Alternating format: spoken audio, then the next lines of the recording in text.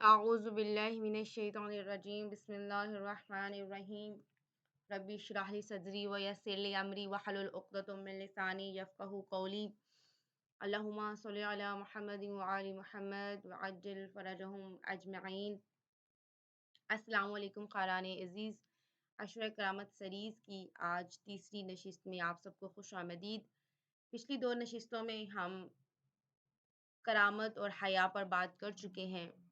عشرہ کرامت میں ہمارا جو ہدف ہے وہ ہے انسان اپنی کھوئی ہوئی عزت کو کیسے واپس پا سکتا ہے، اور ان 10 دنوں میں ہم نے اسی چیز کی کوشش کرنی ہے کہ ہم اپنا کھویا ہوا وقار جو بحیثیت انسان خدا نے ہمیں فطرتاً دے کر پیدا کیا ہے اس کو کیسے واپس لا سکتے ہیں، اور ہم ان 10 دنوں میں کوشش کریں گے کہ اسے ہم واپس لانے میں کامیاب ہو جائیں۔ اسی سلسلے میں آج ہماری تیسری نشست ہے، اور آج کا ہمارا موضوع ہے علم۔ علم عورت کی اصل طاقت یا بھولی ہوئی میراث۔ فرحان عزیز، آج ہم ایک ایسے موضوع پر گفتگو کر رہے ہیں جو اگر سمجھ آ جائے تو زندگی بدل جاتی ہے، اور اگر نہ سمجھی جائے تو انسان پوری زندگی بھٹکتا رہتا ہے، اور وہ موضوع کیا ہے؟ علم ہے۔ عزیزان، میں آپ سے ایک سوال پوچھتی ہوں اور آپ دل میں اس کا جواب ضرور دیجیے گا۔ اگر آپ کے پاس سب کچھ ہو لیکن علم نہ ہو تو کیا آپ واقعی کامیاب ہیں؟ اور اگر آپ کے پاس علم ہو مگر دنیا کی بہت سی چیزیں نہ ہوں تو کیا آپ ناکام ہیں؟ عزیزان، یہی وہ مقام ہے، یہی وہ لمحہ ہے جہاں ہماری سوچ بدلنی چاہیے، کیونکہ ہم نے کامیابی کی ڈیفینیشن بدل دی ہے۔ ہم سمجھتے ہیں کامیابی از اکول ٹو پیسہ ہو، خوبصورتی ہو، اٹینشن ہو، یہ ہماری کامیابی ہے۔ مگر اہل بیت علیہم السلام ہمیں سکھاتے ہیں کامیابی کیا ہے؟ کامیابی کا فارمولا کیا ہے؟ کامیابی از اکول ٹو علم، شعور اور اللہ سے تعلق۔ عزیزان، ہم اس عشرہ کرامت میں دو عظیم ہستیوں کی سیرت سے مستفید ہونے کی کوشش کریں گے۔ جیسے وہ کریم ہیں، ان کے سائے میں خود کو باوقار بنانے کی کوشش کریں گے، اور ان کے ساتھ ہستی کے جو تمام عورتوں کی سردار ہیں، ان سے، ان کے علم سے اپنے آپ کو منور کریں گے۔ سب سے پہلے بات کرتی ہوں جناب فاطمہ زہرا سلام اللہ علیہ کی۔ اگر انہیں دیکھیں تو عزیزان، ہمیں علم کا وہ پہلو نظر آتا ہے جو صرف کتابوں میں نہیں ملتا۔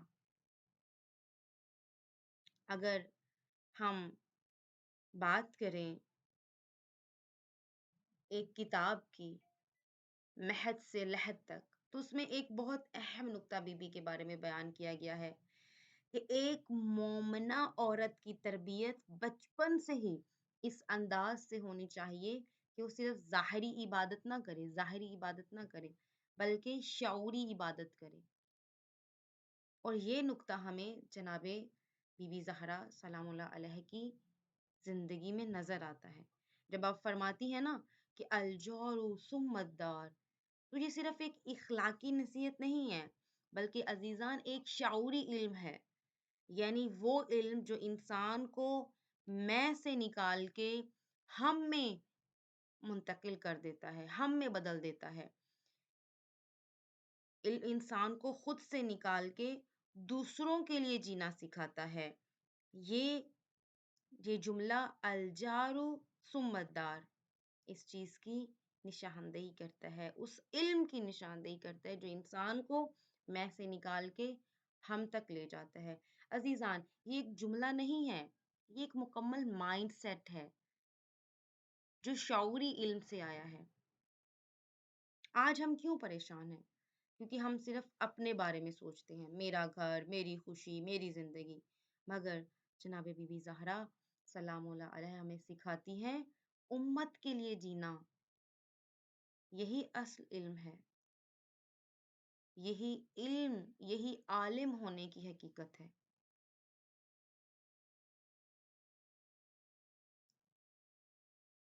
قرآن عزیز خطبہ فدکیہ دیکھ لیں بی بی کا، اس میں بی بی کیا بیان کرتی ہیں؟ احسن المقال میں، کتاب احسن المقال یقیناً آپ آشنا ہوں گے اس کتاب سے، چہاردہ معصومین پہ ہے۔ اس کتاب میں بی بی کے اس خطبے کو علمی معجزہ قرار دیا گیا ہے۔ کیوں علمی معجزہ قرار دیا گیا ہے؟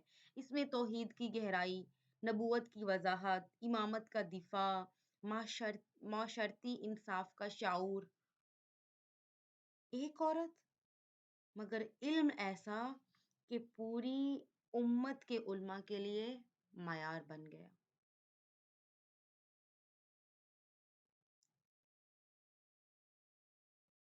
کیا ہمارے پاس، ہم جو کنیزان حضرت فاطمہ زہرا بننا چاہتی ہیں، کوشش میں ہیں، ہمارے علم کا معیار کیا ہے؟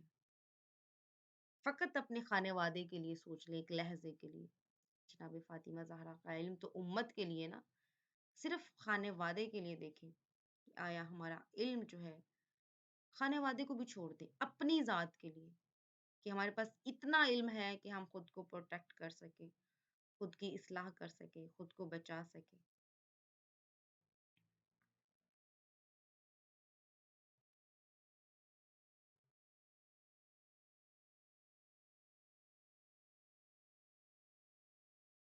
جناب حضرت معصومہ کم، دوسری ہستی کہ جن سے ہم نے متصل ہونا ہے، جڑنا ہے اور اپنے آپ کو سنوارنا ہے، یہ علم کی عملی شکل ہے۔ جناب معصومہ کم، ایک گھر کہ جو امام موسیٰ کاظم علیہ السلام کی تربیت میں تھا، یہ عام گھر نہیں ہے، یہ علم کا مرکز گھر تھا۔ جب امام موسیٰ کاظم علیہ السلام گھر پر نہیں تھے تو لوگ سوال لے کر آتے اور واپس جانے لگتے، مگر ایک بیٹی پردے کے پیچھے سے چھپ کر جواب دیتی۔ وہ صرف جواب نہیں ہوتے تھے، وہ علم ہوتا تھا، اعتماد، تربیت۔ اور جب امام واپس آتے اور دیکھتے تو فرماتے فداہا ابوہا، یعنی ایک باپ اپنی بیٹی پر قربان ہو رہا ہے۔ اور آج ہماری حالت یہ ہے کہ ہمیں بیسک بنیادی دینی سوالات کے جوابات نہیں آ رہے ہوتے۔ یہ لمحہ فکریہ ہے۔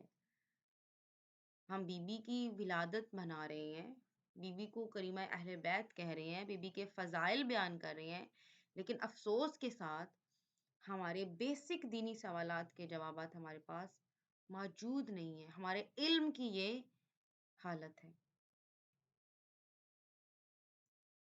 بی بی معصومہ نے کیا کیا؟ یہ ایک بہت بڑا نقطہ ہے۔ ان کی سیرت سے ایک نقطہ طہارتی ہے، لازمی لے کے جائیں آج کی نشست سے، کہ بی بی معصومہ نے کیا کیا؟ علم سیکھا، علم کو محفوظ رکھا اور علم کو پھیلایا۔ لیکن کیسے پھیلایا؟ حیا کے ساتھ۔ اور آج ہم کیا کر رہی ہیں؟ یا تو پھر علم نہیں ہے یا پھر حیا نہیں ہے۔ علم وہ حاصل کرتے ہیں جو بے حیا بنا دے، اور حیا ہم ایسی خود میں اوڑھ لیتے ہیں کہ جو ہمیں علم سے دور کر دے۔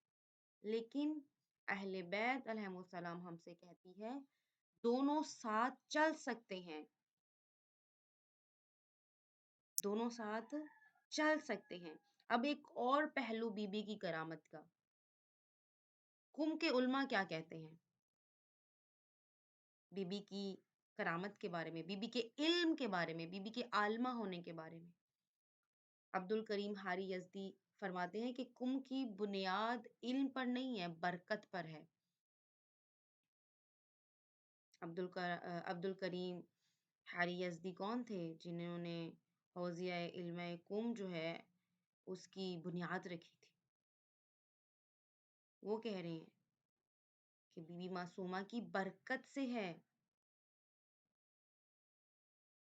اور اسی طرح سے مولانا حسین طباطبائی جیسے عظیم مرجع اس حقیقت کو تسلیم کرتے کہ کم کی جو بقا ہے اور اس کی جو علمی برکتیں ہیں وہ دراصل بی بی معصومہ کے فیض سے ہے۔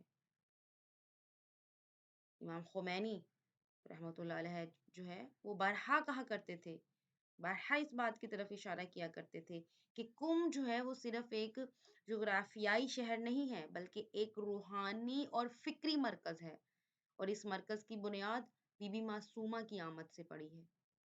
اور اسی طرح سے شہید آقا علی خامنائی بھی فرماتے تھے، کہا کرتے تھے کہ کم کی عظمت اور اس کی علمی روشنی کا سرچشمہ بی بی معصومہ ہے۔ عزیزان، ذرا غور کریں، ایک بی بی، نہ کوئی ظاہری حکومت، نہ کوئی دنیاوی طاقت، مگر ایسی کرامت کہ پورا شہر علم کا مرکز بن گیا۔ یہی اصل کرامت ہے، یہی اصل اثر ہے۔ ہم کرامت کو صرف معجزاتی واقعات میں ڈھونڈتے ہیں، جبکہ سب سے بڑی کرامت یہ ہے کہ ایک شخصیت، ایک کردار نسلوں کو بدل دے۔ اور بی بی معصومہ کم کی کرامت یہ نہیں تھی کہ وہ صرف حاجات پوری کرتی تھی۔ ان کی کرامت یہ نہیں کہ صرف حاجات پوری ہو جاتی ہیں، بلکہ ان کی سب سے بڑی کرامت یہ ہے کہ ان کے در سے علماء پیدا ہوتے ہیں، ان کے شہر سے ہدایت پھیلتی ہے۔ عزیزان، یہی وجہ ہے کہ آج بھی لاکھوں لوگ ان کے در پر جاتے ہیں، صرف دعا کے لیے نہیں، بلکہ ہدایت کے لیے، علم کے لیے، روشنی کے لیے۔ عزیزان، امام علی رضا علیہ السلام جو کہ معصوم ہیں، امام ہیں، وہ اپنی بہن سے درخواست کرتے ہیں کہ فاطمہ، جنت میں میری شفاعت کیجیے گا۔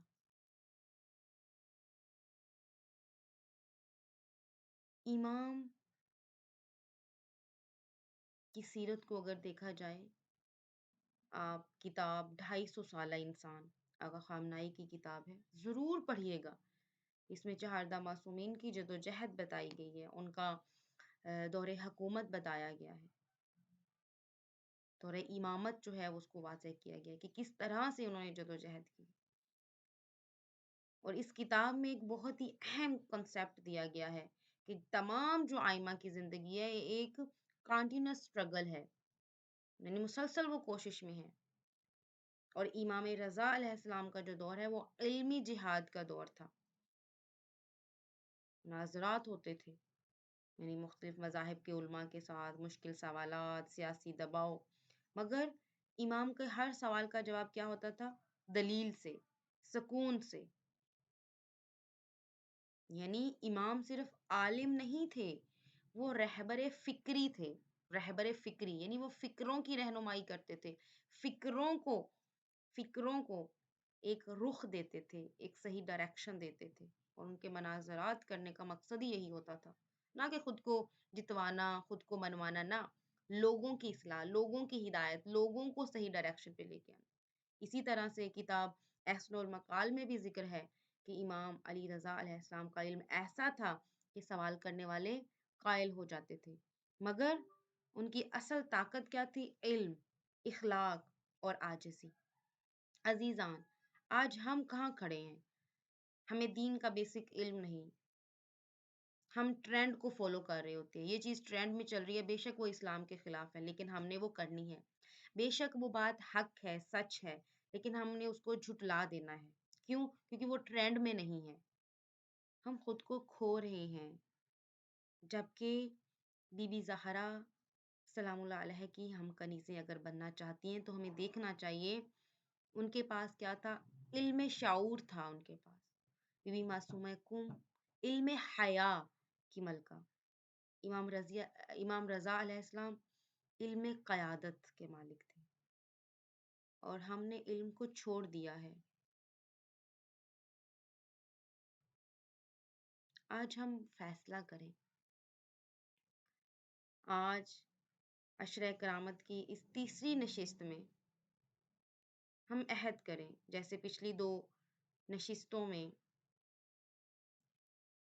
کرامت کی نشست میں ہم اپنے کھوئے ہوئے وقار کو واپس لانے کا عہد کیا، ہم نے حیا کی نشست میں خود کو حیادار بنانے اور اپنی حیا کی حفاظت کا عہد کیا۔ آج اس علمی نشست میں ہم عہد کریں کہ ہم اپنے وقت کا ایک حصہ علم کے لیے مخصوص کریں گے، چاہے وہ 10 منٹ ہی کیوں نہ ہو، مگر وہ 10 منٹ ہمیں بدل سکتے ہوں، ہمیں وہ بنا سکتے ہوں جس پر حضرت فاطمہ زہرا کو فخر ہو، جسے دیکھ کر حضرت معصومہ قم علیہ السلام مسکرا دیں، اور جس کے بارے میں امام علی رضا علیہ السلام کہیں کہ یہ میری امت کی بیٹی ہے، اور جسے دیکھ کے امام زمانہ کہیں یہ ہے میری لشکر کی سپاہی، یہ ہے میری ناصرہ۔ خاران عزیز، آئیں مل کے دعا کرتے ہیں کہ یا اللہ ہمیں ایسا علم عطا فرما جو ہمیں تیرے قریب لے آئے، ہمیں ایسا شعور دے جو ہمیں گمراہی سے بچا لے، اور ہمیں اہل بیت کی سیرت پر چلنے کی توفیق دے، ہمیں وہ علم سیکھنے کی توفیق دے جو ہمارے لیے نفع بخش ہو۔ آمین یا رب العالمین، والسلام۔